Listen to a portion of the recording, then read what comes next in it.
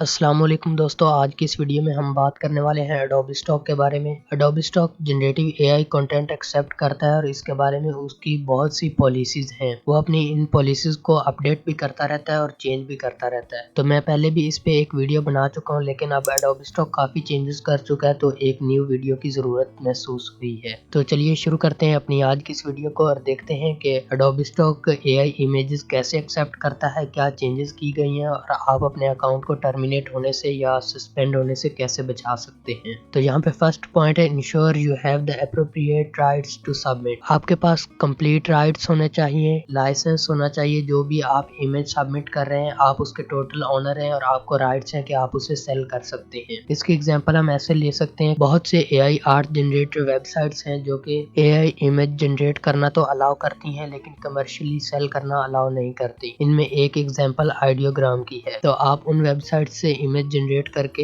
Adobe stock या किसी दूसरी ऐसी स्टॉक फोटो वेबसाइट पे अपलोड नहीं कर सकते जो एआई कंटेंट एक्सेप्ट करती है, क्योंकि वो आपको कमर्शियल अलाउ ही नहीं है सेल करना। आपके पास उसके राइट्स नहीं है कि आप उसे कमर्शियली सेल कर सके। अब यहाँ पे दो पॉइंट्स हैं, इनको हम मजीद देख लेते हैं। अगर आपने अपनी प्रॉम्प्ट में किसी रियल पर्सन, प्लेस या प्रॉपर्टी को यूज किया है तो आपको उसके लिए मॉडल रिलीज या प्रॉपर्टी रिलीज लगाना होगा। जैसे कि बहुत सी वेबसाइट्स हैं जिनमें आप किसी रियल पर्सन की या कोई भी पिक्चर अपलोड करते हैं तो वो आपको उसी पिक्चर को यूज करते हुए एक न्यू इमेज जनरेट करके देती हैं। तो वो जो न्यू इमेज जनरेट होगी वो एक एआई जनरेटेड इमेज कंसीडर होगी, लेकिन फिर भी आपको जिस पर्सन की आपने पिक्चर यूज की है उसका मॉडल रिलीज लगाना होगा। या अगर आपने किसी की प्राइवेट प्रॉपर्टी की पिक्चर यूज की है तो आपको उसकी प्रॉपर्टी रिलीज लगाना होगा और साथ में उसे एआई जनरेटिव कंटेंट के चेक बॉक्स को भी सिलेक्ट करना होगा। यहाँ पे ये जो सेकंड पॉइंट है एडोबी स्टॉक के, ये अपलोडेड सेक्शन में यहाँ पे बहुत दिन ये अपडेट न्यूज पे भी रहा है। तो अब यहाँ पे एक न्यू आ चुका है, हम इसे भी देखेंगे। तो इसका मतलब ये है कि आपने अपनी प्रॉम्प्ट में किसी भी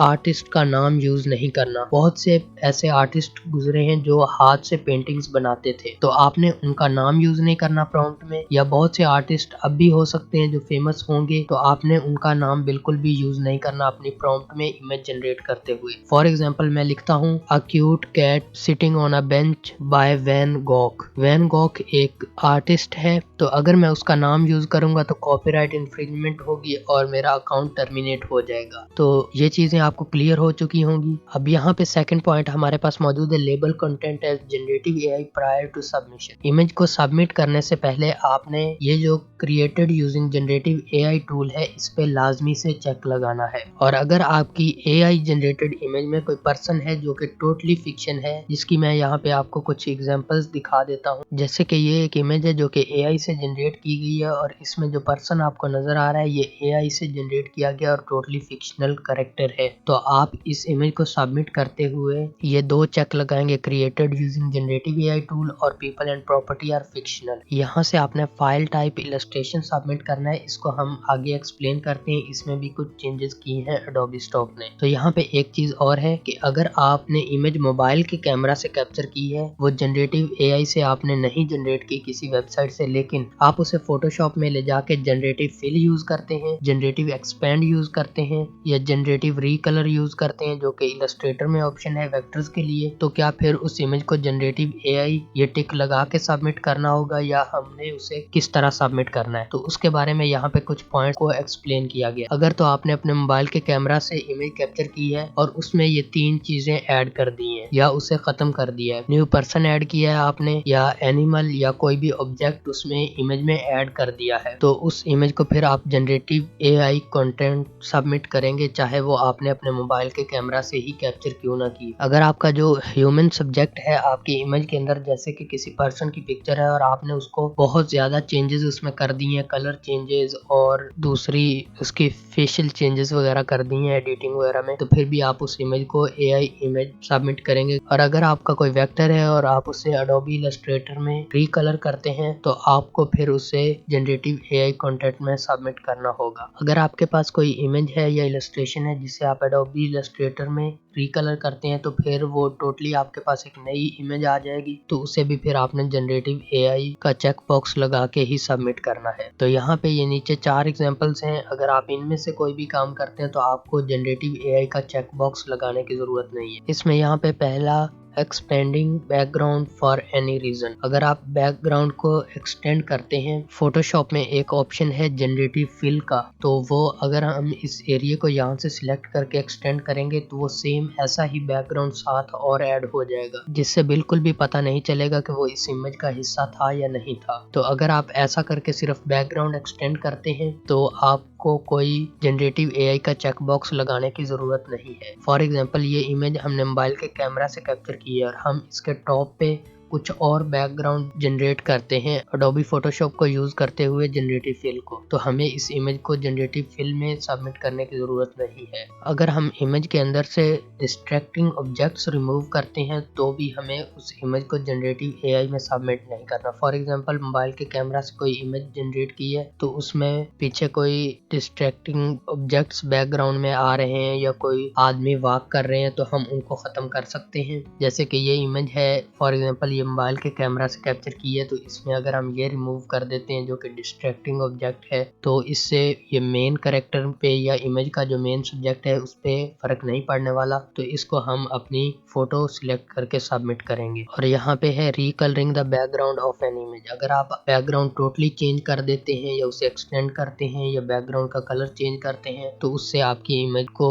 जनरेटिव एआई सिलेक्ट करने की बिल्कुल भी जरूरत नहीं है। आपने उसे सिंपल जैसे इमेज को एडिट करके हम सबमिट करते हैं वैसे ही करना है। यहाँ पे ये तीसरा स्टेप बहुत ही इंपॉर्टेंट है और समझना बहुत ही जरूरी है, और ये एडोबी स्टॉक ने चेंज किया है ओवर द टाइम। पहले क्या होता था कि आपने अगर एआई से कोई भी इमेज जनरेट की है तो आपने उसे हमेशा से इलस्ट्रेशन ही चेक लगाना है, चाहे वो इमेज कैमरा से कैप्चर की हुई फोटो की तरह ही क्यों ना नजर आए। लेकिन अब ऐसा नहीं है। अब यहाँ पे इन्होंने एक्सप्लेन किया है कि आपने जनरेटिव एआई से क्रिएट की गई इमेज को फोटो सिलेक्ट करना है। अगर उसमें जो चीजें नजर आ रही हैं वो रियल लाइफ ह्यूमन की तरह हैं और वो फोटो रियलिस्टिक सब्जेक्ट्स हैं उसके अंदर, तो आपने उसको फोटो सिलेक्ट करना है। और अगर उसमें जो चीजें नजर आ रही हैं जो मेन सब्जेक्ट हैं वो इलस्ट्रेशंस, वेक्टर्स या इस तरह की नजर आ रही हैं जो कि रियल लाइफ में नहीं वैसी नजर आती, तो फिर आपने उनको इलस्ट्रेशंस पे चेक लगाना है। तो ये एक न्यू अपडेट है जो कि पहले ऐसा नहीं। और यहाँ पे ये 2 सब्जेक्ट्स और भी ऐड किए जा चुके हैं, ये भी पहले बिल्कुल अलाउ नहीं थे।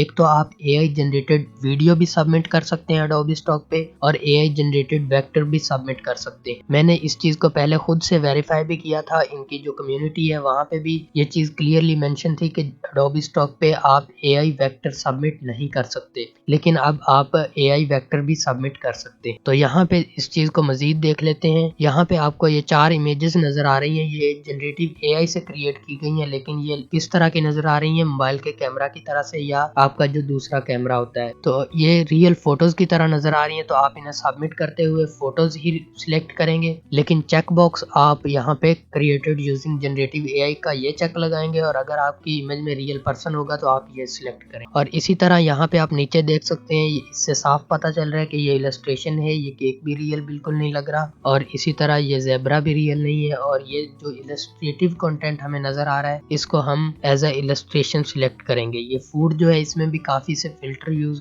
किए जा चुके हैं और ये भी एक इलस्ट्रेशन की फील दे रही है। यहाँ पे जो काम आपको करने हैं और नहीं करने हैं वो भी आपको मजीद बता देता हूँ कि आपने अपनी इमेज की जो प्रॉम्प्ट है उसको अपने टाइटल में यूज करना है। 10 कीवर्ड्स यूज करने हैं अपनी प्रॉम्प्ट के रिलेटेड, इमेज के रिलेटेड।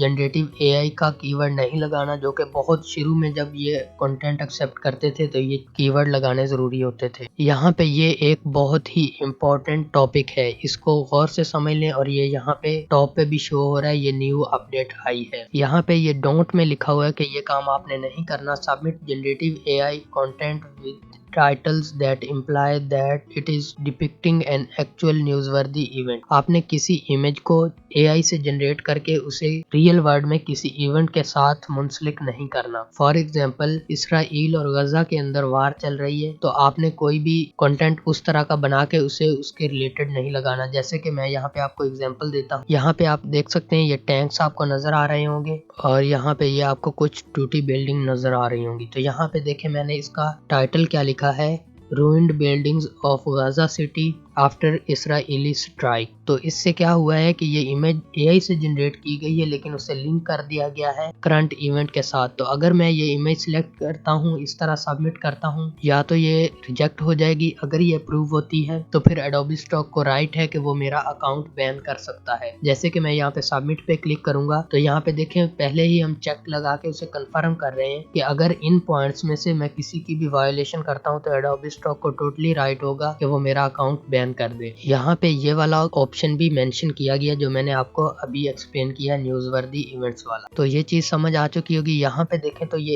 एक रियल पर्सन की पिक्चर है, लेकिन ये एआई से जनरेट की गई है, तो इसको हम यहाँ पे फोटोज ही सिलेक्ट करेंगे। पहले ऐसा नहीं होता था, पहले हम इसको चाहे वो फोटो की तरह ही नजर आए उसे हम इलस्ट्रेशन ही सबमिट करते थे, लेकिन अब हम इसे फोटोज ही सिलेक्ट करेंगे, कैटेगरी पीपल लगाएंगे। उसके बाद यहाँ पे हम created using generative AI tool से ये चेक लगाएंगे और people and property are fictional पे चेक लगाएंगे, क्योंकि ये आदमी रियल में एग्जिस्ट नहीं करता, ये एआई ने जनरेट किया है। और उसके बाद हम यहाँ पे टाइटल लिखेंगे, टैग्स लिखेंगे और इसे सिंपली सबमिट कर देंगे। इसी तरह ये जो इलस्ट्रेशंस हैं ये बिल्कुल इलस्ट्रेशंस की तरह नजर आ रही हैं, तो इनको हम एज अ इलस्ट्रेशंस ही सिलेक्ट करेंगे और यहाँ पे हम इस पे टिक लगाएंगे और इस पे चेक नहीं लगाएंगे, क्योंकि इसमें कोई भी आदमी या प्रॉपर्टी नजर नहीं आ रही। तो ये चीजें आपको क्लियर हो गई होंगी। तो अब हम चलते हैं 4 पॉइंट पे, model and property release requirements for generative AI content depicting people. इसका ये मतलब है कि अगर आप कोई इमेज सबमिट कर रहे हैं जो कि आपने रियल पर्सन को यूज करते हुए जनरेटिव एआई से जनरेट की है, या आपने प्रॉम्प्ट में किसी रियल पर्सन का नेम यूज किया है या किसी सेलिब्रिटी का, तो फिर आपको उसका मॉडल रिलीज लगाना होगा। यहाँ पे ये 5 नंबर पे पॉइंट है कि आपने क्वालिटी को प्रायोरिटाइज करना है, और अगर आपने एक प्रॉम्प्ट को या सिमिलर प्रॉम्प्ट्स को यूज करते हुए 10 इमेजेस जनरेट किए हैं तो उनमें से सिर्फ एक ही सबमिट करें जो आपको बिल्कुल अच्छी लग रही है और जो अच्छी बन के आई। इसकी मैं आपको एग्जांपल दूं यहाँ पे, तो आप देख सकते हैं ये टैंक्स की पिक्चर्स हैं, तो इन तीनों को सबमिट नहीं करना। यहाँ पे देखें तो नॉट एक्सेप्टेड में आपको दिखाता हूँ, ये टैंक्स की पिक्चर्स हैं और ये रिजेक्ट हो चुकी हैं, और मैंने ये तीनों सिमिलर इमेजेस सबमिट की हैं। तो ऐसा करना बिल्कुल गलत है, आपने ऐसा बिल्कुल भी नहीं करना। सिमिलर इमेजेस में से सिर्फ वही इमेज सबमिट करें जो अच्छी है, और ये भी कोशिश करें कि आप अपनी इमेज को एडिट कर लें उसमें कलर्स वगैरह, ताकि वो ज्यादा अच्छी नजर आए। अब यहाँ पे ये जो पॉइंट्स लिखे हुए हैं प्रायोरिटाइज क्वालिटी में, ये पॉइंट्स अगर आप फॉलो करते हैं तो इससे आपकी इमेजेस रिव्यू भी जल्दी होंगी और उनके अप्रूव होने के चांस भी ज्यादा होंगे। सिर्फ वही इमेजेस, वीडियोस या वेक्टर सबमिट करें जो कि यूनिक वैल्यू दें आपकी कलेक्शन को, जो कि कंटेंट की नीड्स को पूरा करें। जो काम आपने नहीं करना वो आपने अपनी इमेज के अंदर पैरामीटर्स को नहीं लिखना कि आपने रेशो कौन सी यूज की है, 16:9 या 9:6 या जो भी और पैरामीटर्स होते हैं जैसे कि फोकल लेंथ या ऐसी कोई भी आपने प्रॉम्प्ट्स में चीजें यूज की हैं तो वो लिखने की जरूरत नहीं है। आपने ऐसा नहीं करना कि इमेज आपने प्रॉम्प्ट लिखते हुए कोई और लोकेशन लिखी थी लेकिन आप यहाँ पे सबमिट कर रहे हैं तो उसको किसी और लोकेशन से शो करवा रहे हैं जिससे बायर मिसलीड हो, तो आपने ऐसा काम नहीं करना। अगर कोई आपके पास 5-7 पिक्चर्स हैं तो आप उसमें से कोई एक दफा सबमिट कर दें और काफी दिन के बाद आप फिर उनमें से कोई 1-2 पिक्चर सबमिट कर सकते हैं, लेकिन अचानक से 5-7 पिक्चर्स एक ही तरह की सबमिट ना करें। अब यहाँ पे मुझसे एक क्वेश्चन पूछा गया था कि उसने यहाँ पे इलस्ट्रेशन सिलेक्ट किया है तो जो एआई इमेजेस हैं वो यहाँ पे शो नहीं हो रही बल्कि यहाँ पे फोटोज वाले सेक्शन पे नजर आ रही हैं। तो मेरी तो फोटोज वाले में सिर्फ फोटोज ही नजर आ रही हैं, इलस्ट्रेशन वाले में फोटोशॉप से बनाई गई इलस्ट्रेशन और एआई इलस्ट्रेशन शो हो रही। तो अगर आपके फोटोज में एआई इलस्ट्रेशन शो हो रही हैं तो फिर आपने करना क्या है, उन सभी को डिलीट नहीं करना, सिर्फ उनमें से जो फोटो की तरह नजर आ रही है उन्हें आपने रहने देना है। लेकिन ऐसी इमेज जो इलस्ट्रेशन की तरह नजर आ रही है लेकिन वो फोटोज में है तो आप उसको डिलीट कर दें तो ज्यादा बेहतर रहेगा। तो और नेक्स्ट टाइम आप ध्यान से जो आपकी इमेज की तरह नजर आ रही है उसे इमेज सिलेक्ट करें और जो इलस्ट्रेशन की तरह नजर आ रही है उसे इलस्ट्रेशन सबमिट करें। तो उम्मीद करता हूँ आपको आपके सवालों के जवाब मिल चुके होंगे और वीडियो आपके लिए हेल्पफुल रही होगी। प्लीज वीडियो को लाइक कर दें, चैनल को सब्सक्राइब कर दें। मिलते हैं नेक्स्ट वीडियो में, तब तक के लिए बाय।